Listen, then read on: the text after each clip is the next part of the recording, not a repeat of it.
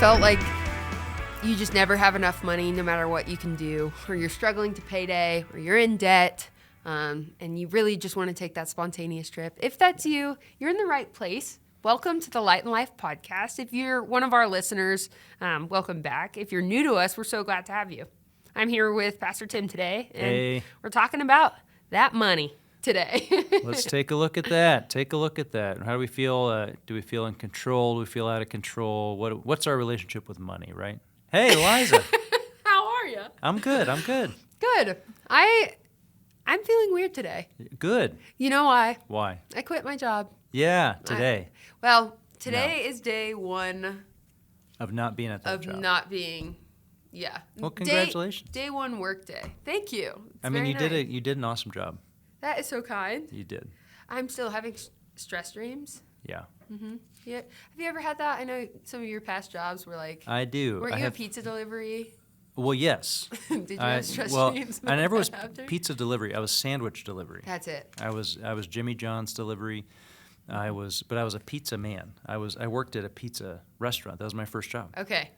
I'm mixing them up. No, but my stress dreams have come from my more professional endeavors. Oh, yeah. Like I'll still periodically have the dream where I'm pretty sure church is starting, and I can't find the sanctuary. Like I can't find, so I'm running down the hall, and I'm like, I can't remember where my office is.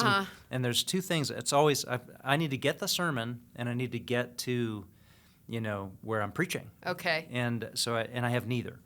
And so I'm like moving down the hall. People are stopping me, talking to me, saying hi. I'm like, hey, how are you? I'm like, of course, I totally want to talk to you. And then I'm pretty sure that it's right around the corner, right? Mm-hmm. Like my office is right around the corner, isn't it? You would think. And then you go, and it's a totally different place. Like I'm totally lost. And then I'm watching my clock, and it's like, oh, it's 8:15. Like it's 8:20. It's happening, man. And I'm not there. Do you ever sit up in the middle of the night, I forgot to quote that Bible verse? Are you I don't know. I remember when I was doing my serving job. Yeah. I would wake up and be like, I forgot the ketchup. But yeah.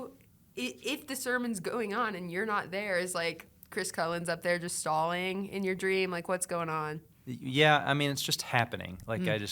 It's usually not the worship center, because I think they'd just be thrilled if I didn't show up sometimes.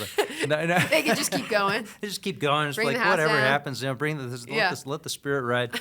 Tim will show up eventually, but no, it's a sanctuary side, and so eventually I'm like, okay, I'm just going to go with no sermon. I'm just going to go in there, and I have no notes, and I'm just going to see what happens, right? Uh-huh. And I'm still not getting there. That's terrifying.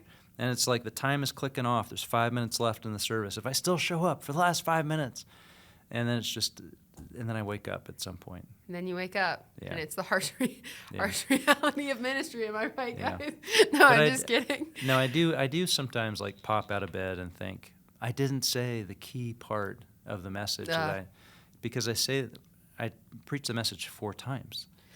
Oh. And actually this happened yesterday, that a key part that I wanted to say about a pretty ticklish topic that I was dealing with. Uh-huh.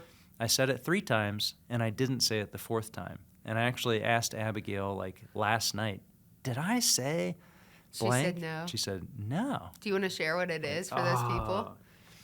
All right. This could be a space for that. I talked yesterday about how we don't talk about politics up front. Mm. We try to give people a biblical education to understand how to address political questions. So I want you to have a good Christian, mature Christian mindset when you go to political questions. But I don't tell you this is what you need to vote for. This is who you need to vote for. So I mentioned yesterday that that people have left our church because of our politics, and I said, well, is it because of something I said? No. Is it because of something another pastor said? No. It said, well, what is it? It's because of what people wrote on Facebook. Oh. And other people in the church. And so the key thing that I said in 3 out of the 4, which is a solid C, that's 75%, is in some places that's a D. A D? Mm-hmm. Well, my high school that would have been a D. No, my high school that was a solid C. Okay. Yep, 70 was I'm just C letting minus. you know. And but that's happened both directions. It's not just one direction that's happened. One political direction. Yeah. It's happened both directions. Oh, I'm Someone sure. has said, I'm leaving First Pres because I can't worship with the people that posted the blank on Facebook. And like, there's so many problems with that. We need to go on and talk about another topic, but Yeah. that would go back to the politics. Well, that could factor into stress. Speaking of stress, Yeah. to bring it back in, you Okay. know, from what we were talking about earlier. Yep. What about financial stress? Or I've never heard of that. you haven't? No. Oh, what's it like? What's it like? What's it like? Go on, tell me. Yeah, I mean, everyone, I think, in the political climate anyway, is worried, am I going to be able to afford a house someday? Especially people in, like, Gen Z or millennials like me. Like, I worry about a lot of my friends. It just feels almost impossible. And so what I've noticed, and research actually kind of suggests this, that people my age are more interested in like spending their money on experiences, knowing that it's like a lost cause to save for their future. What would you say to someone who's like trying to be responsible with money, but not making money their everything? Because like, I just quit my job and I had to remind myself, like, I'd rather be, you know, happy and poor than rich and miserable. Yeah.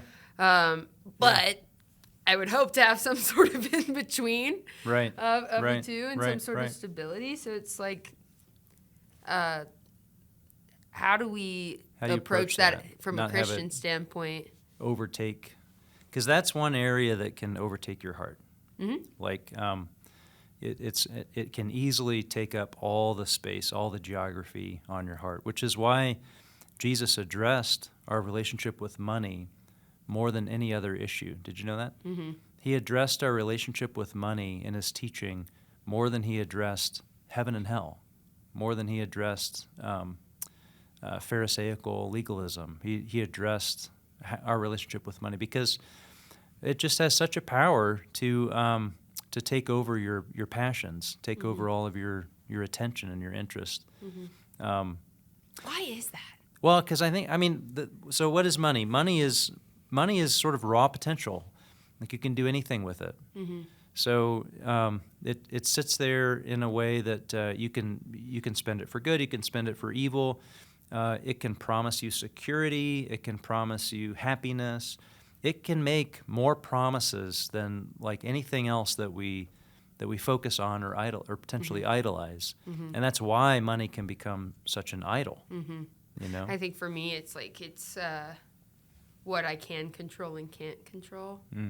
I know in the past I've talked about, like, I used to have an eating disorder, and that I later found out was about being able to have control over at least one thing in my life. Right. But I've noticed I go from thing to thing to thing to hyperfixate on. And at one point it was like money or finances, and I'm not saying that doesn't occur to me, because financial stress, I think, will always be there. But realistically, I think people use money as this like beacon of hope, but it's not something we can take to heaven with us. So why are we so stressed about it all the time?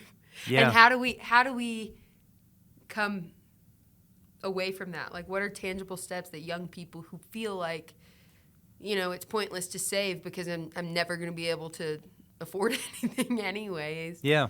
Yeah. What are some realistic things that they could do? It's a tough environment for, I know that, one of my kids is trying to figure out, how do I get into a starter home? And the starter home prices are kind of like where the most that I've ever spent on a house. Oh my gosh. And so it's like, well, it took me 30 years to get there. Mm-hmm. And so it's very difficult environment. But I think that, I would encourage anybody who's following Christ and trying to understand their finances and their money, just to really look at it through that lens of, why did Jesus think this was such a dangerous area, and how can I avoid those dangers? And of course, it's a dangerous area. I mean, he was very point blank. He said you can either worship money or you can worship God, like Matthew 5 in the Sermon on the Mount. you've got to decide. You're either going to. So he was really putting it in that category of this can become an idol. And the thing with money is it can become an idol because you have a lot of it, or it can become an idol because you don't have a lot of it. Like the worry about not having enough money can take up as much real estate in your heart and in your mind as having too much money, being overcome by greed and just always wanting to more. Right. Scrooge McDuck kind of lifestyle of like diving through the what coins. Is Scrooge McDuck? You know? No, This not is- even a no? little bit clicking with me. Not like not Daffy Duck. Donald Duck. Donald Duck's uncle is a very important figure. Okay. Scottish Scrooge McDuck. I don't remember him at all. Where have I been? And he had piles of gold coins, and he would swim around in them. He would jump in and do back. Okay. Yeah, you're getting the picture. Hey, yeah, I got it. I'll send you a video later. Thanks for that But sidetrack. yeah, so there's greed. It's like, I'm going to build up as much money as possible. But money can also take over your heart because you're worried about not having enough of it. So, what do we do? I think the key to sort of stepping forward out of that is asking, where does my provision come from? Where does my true provision come from? And you worked for Tully a little bit. You didn't get overseas, right? Did No. you? COVID. Yeah. Have you been overseas? I have. And been with Christians Yeah, overseas I've done a few. like that are living in poor situations? So you've been overseas with Christians that are living in poor. When you're with them, what's amazing is that how they rely on God day to day for their provision. So they, it's almost like how we go to the store and we buy steak, and you ask a kid like, "Where does steak come from?" It says it comes from Kroger's. Yeah. Like we live in a system that provides us with resources, and we think, "Oh, it comes from my bank account." But when you're with Christian brothers and sisters who live in poverty situations, you realize how much your provision comes from God. And it just, like they're living on a direct channel from God. And in a lot of ways, you recognize they have a lot of greater freedom because of understanding that their provision comes from the Lord and that they can trust the Lord. They can trust the Lord to provide for them. And when we have even the bit that we have, we feel like, well, that came because of my hard work, which it did. Like you use your hard work, you use your gifts, you work hard, you add value, you get paid for that value. But on a bigger level, to realize my provision comes from God is, I think, the first step to sort of breaking out of that worry cycle. I don't know. That also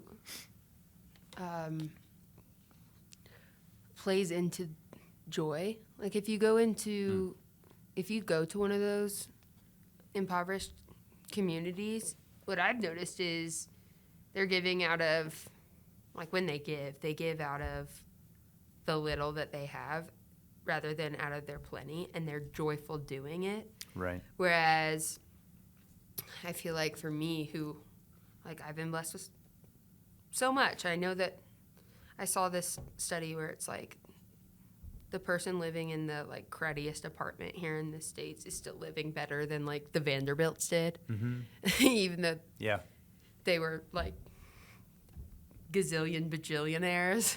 That's a number. Look it up. But yeah, we're just constantly like worried or thinking about money, or we have this sort of like, well, whatever mentality. I'm never going to be able to afford anything, so I might as well ball out now on a concert or a trip and then come back and regret everything. Yeah. You know, there's like the joy is taken out of a lot of day-to-day living because we're so centered around maybe comfort, maybe convenience. And it doesn't really make us focus on. How do you think it impacts that you're living in a kind of a watch me society where you want to do that extra thing? You want to go to that concert, you want to go on that trip, you want to have these things, these experiences that others are having because you're watching them have these experiences. And whereas I think in other contexts or other places, you just wouldn't expect to have that. So does that make sense? You wouldn't expect Right. that I'm going to be able to Just up and leave and go to. up and leave and spend $1,000 on a weekend with friends. Sure. And just you wouldn't expect that at all. Mm-hmm. I think social media definitely plays a role into that too, because it's like comparison, and you're only seeing the highlight reels of everyone's life, and so you, rather than like having an attitude of gratitude, as they say. Yep. In your current state, you're constantly comparing yourselves to like what you could have, and you're budgeting. Even if I'm like thinking about tangible ways to be responsible with your finances, budgeting goes towards those things. Sometimes You put some budgeting towards those splash out things. Yeah, and it's sure. like why am I prioritizing that so much? I'm glad that I can experience these fun things, but sometimes it's out of like, oh, I want to be viewed as this person who like lives a crazy, authentic, like not a care in the world lifestyle, when really I care so much that I'm trying to create this picture of myself as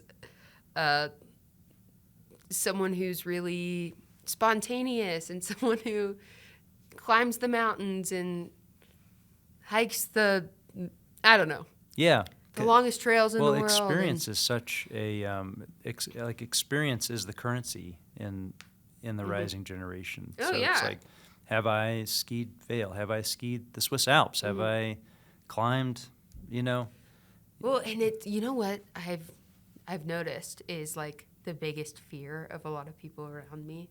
It's, okay, I have to do this before I'm married and have kids, or I'll never be able to do it ever. Wow.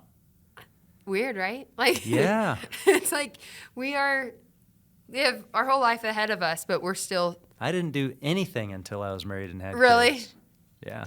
That's hopeful. Yeah. Sometimes I'm like, oh, these people are going on 4-month backpacking trips, and right. Which it's like, how are you are you doing that? Yeah. But I think part of it is the whatever mentality, and I'm not gonna budget for my future because there's no point. Yeah. Yeah, so if And you're maybe up that's against just here. and I that don't could know. be it. Like if you're up against a financial wall that feels like an unclimbable mountain, it feels unrealistic, and I guess I would encourage people to just sort of focus in on the range of influence that you actually have. Like we just get captured into these ranges of influence that we think we're part of, these social media spheres or entertainment spheres or our friends, and just forget that what God actually asks us to do is to take care of what's in our hands. And so when we take care of what's in our hands, like you said, we're always going to be measuring gratitude. Like in a lot of ways, almost all of life is sort of this graph of entitlement to gratitude. Like, do I deserve this, or am I grateful for this? Do I deserve this, or am I grateful for this? And they don't actually live in the same space. Like you have to pick. I'm either going to be entitled about this, or I'm going to be grateful about it. And the more you take the things that God has put in your hands and you operate with a gratitude that this is a gift, it changes your whole perspective about it. And, people, I would say some of the most generous people I know are not people that I would say have had what you'd call high resource people. You know the difference. There's big spenders, Oh, for sure, yeah. and then there's really generous people who just like you just can't outdo them with generosity. And it's all kinds of things, like showing up and bringing a meal and but also picking up the check. And you're like, why did you do? Like, I was sitting here wondering, like, oh man, are we gonna split this or what's? Oh geez, like they ordered 12 wings instead of 6. Like, what's going on? I only had 4. And Like they got a soda, I only got water. I only got water. Just so I'm only paying for the water. Yeah. And but they just people that just they live from a generous spirit. They're grateful for what they have. I think if you tighten the circle and you care for the things that God has put in your care, and you're grateful about them, that starts to change your mentality. And I would say too, even with whatever income is coming in, the earlier you start to tithe. I mean, just drop the big church word out there. Mm-hmm. The earlier you start to give 10% of that income to the work of the Lord, the better off you'll be in steering your heart away from the idolatry and in growing in gratitude about it rather than entitlement and worry and anxiety about it. So let me ask you this. Yep. Do you tithe on gross or net income when it comes to taxes? I don't think I've ever asked that. Yeah.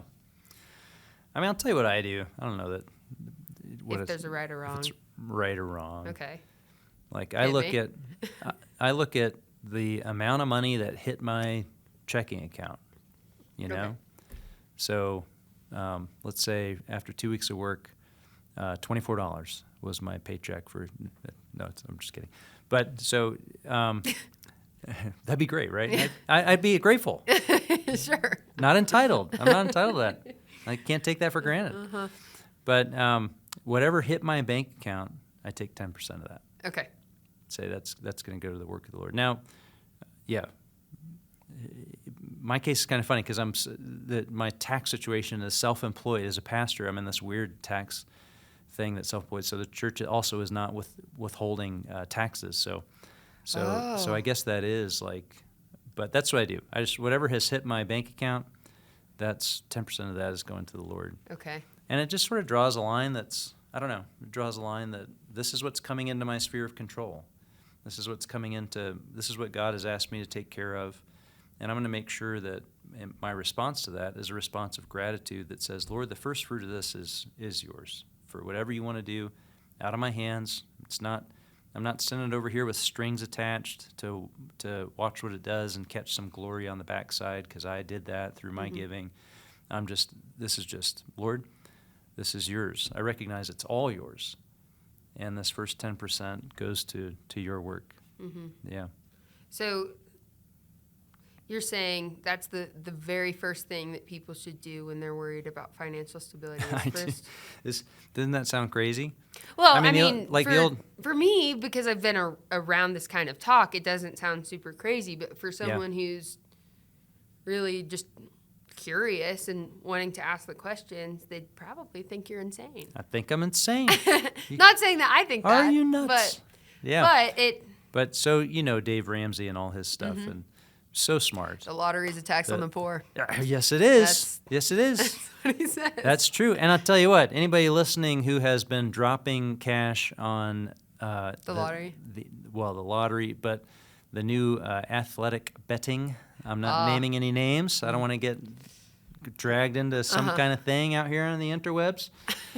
But anybody who's been dropping a bunch of money on online betting, see, here's what happens. Like, you don't tithe, you don't save. Dave Ramsey would say, okay, right, 10% to the Lord, 10% to savings, and then you use the rest for your budget, right? Mm-hmm. That's sort of Dave Ramsey 101, financial plan, financial peace, which, financial peace. He says, like, $1,000 in your savings. Build up your emergency fund. Mm-hmm. And then you start working on that debt snowball.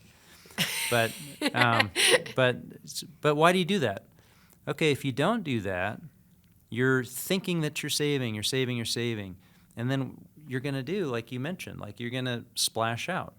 You're going to have these moments of just like, well, I think I just will do that. I think I just will buy that mountain bike. I think I just It's like everyone else is. Why shouldn't I be able to? Everyone else is. Why shouldn't I? Mm-hmm. And that's because actually your heart isn't in the right place about your money. Your heart isn't in the right place. You're sort of doing this sort of self-discipline exercise, but you don't really care about it. Like, you're not really invested in it. It isn't really what your heart thinks. You're trying to like trick yourself, Mm-hmm.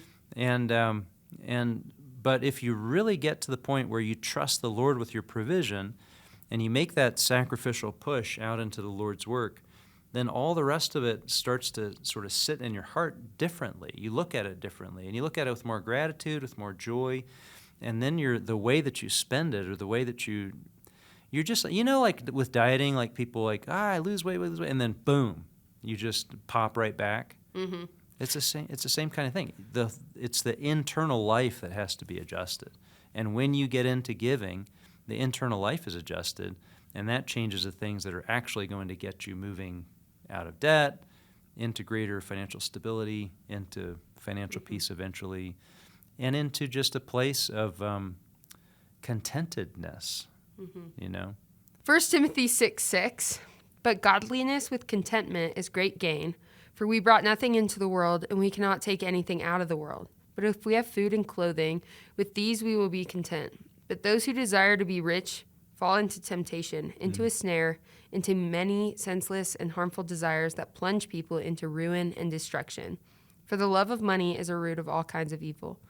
It's through this craving that some have wandered away from the faith and pierced themselves with many pangs. Yeah, so the love of money is the root of evil. Not money. Money's just money. It can be used for good, it can be used for evil, but when we sort of pepper ourselves with that love of money, that desire for more, that just starts to send arrows through us of discouragement and frustration and pain and disappointment and despair. And you always think if I only get this much, then I'll be closer to happiness. And you can always only get halfway there. The thing about idolatry is that it's hard to get enough of what almost satisfies. And so money always almost satisfies, and then you just want a little more. Does. You think it's just right around the corner, and it's never does.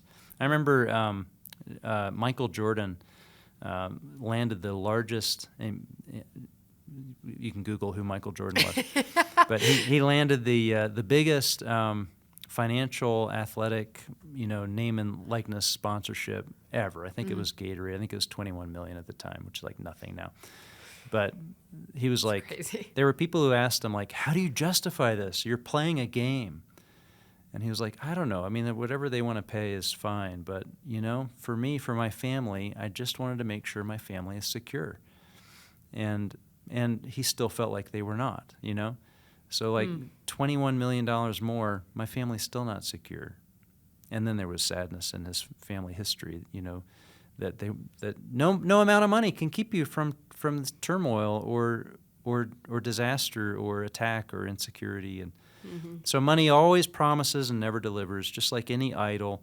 And so when you get your heart right with the Lord, that's where the peace comes from and the hope that God's going to take care of me. It's a matter of where your heart is, and if your heart isn't in the right place, then you're going to wind up sort of blowing or wasting all that money anyway. Yeah, you bringing up the dieting thing is actually a helpful analogy. For example, I spent probably $300 on this meal replacement shake type thing. Yeah. Thinking that I would lose, body fat, get more energy, all of these things. But I ended up being so hungry from those things that I actually paid money to gain weight. Because what I would do is I'd have a meal replacement shake, and then I'd just have a full meal from Chick-fil-A or something right. afterwards, after each of those meals. So that's the crash out, I would say, that I had. So you paid money to... Yeah, but I'll do that with budgeting too. I paid, the reverse effect happened because I was trying to do a good, healthy thing.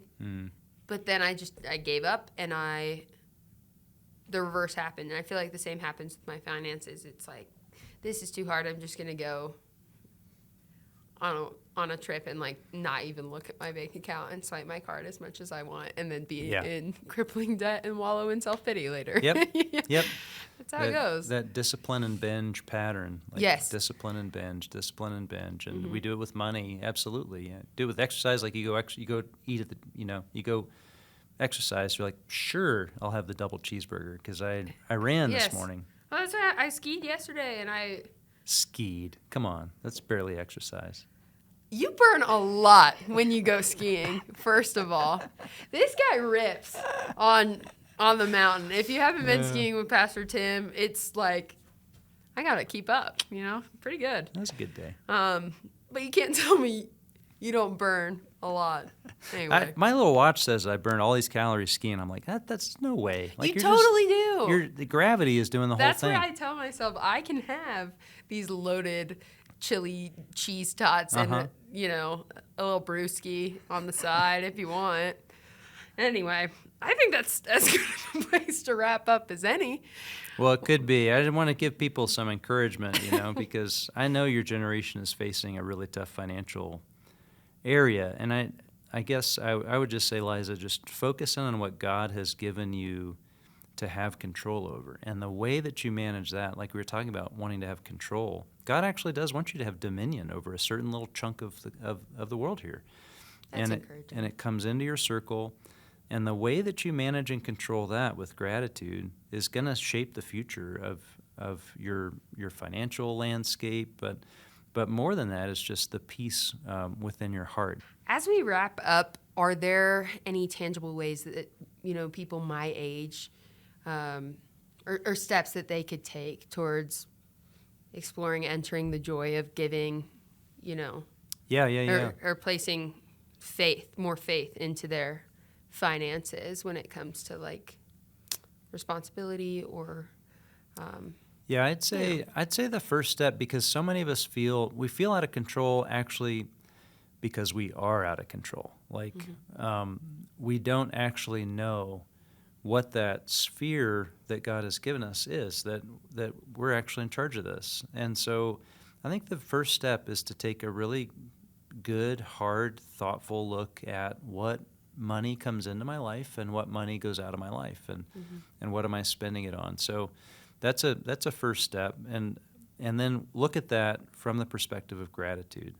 So that's step one. So the second thing I would do is probably take a social media fast. Just try to give yourself, like, honestly, just give yourself 24 hours. Get rid of that comparison. And try to get in a place of genuine gratitude. And then I would say, for sure, look at what God has given you and say, Lord, for all that you've given me, the first thing I want to do is dedicate from my resources to your work in the world, to your glory in the world. So where do you want me investing in what you're doing? And make that commitment. You might grow into that commitment, but start making that commitment to the work of the Lord. Thank you. That about wraps up our time. That's super helpful. And if you guys enjoyed this podcast, we'd love for other people to hear it. We are going to start giving you steps on who to share this podcast with. I think it's kind of fun. So I want you guys to share this podcast with someone, two people. One, someone you want to challenge to a social media fast. Hey. And two, someone that you're planning a trip with that you should maybe rethink if it's, you know, a spontaneous trip or if this is like a well thought out budgeted trip. Oh, is it a discipline and binge problem? Share this podcast with someone you want to partner in discipline. All right. Sure. All right. Yeah. Thanks so much, everyone. We'll see you next time.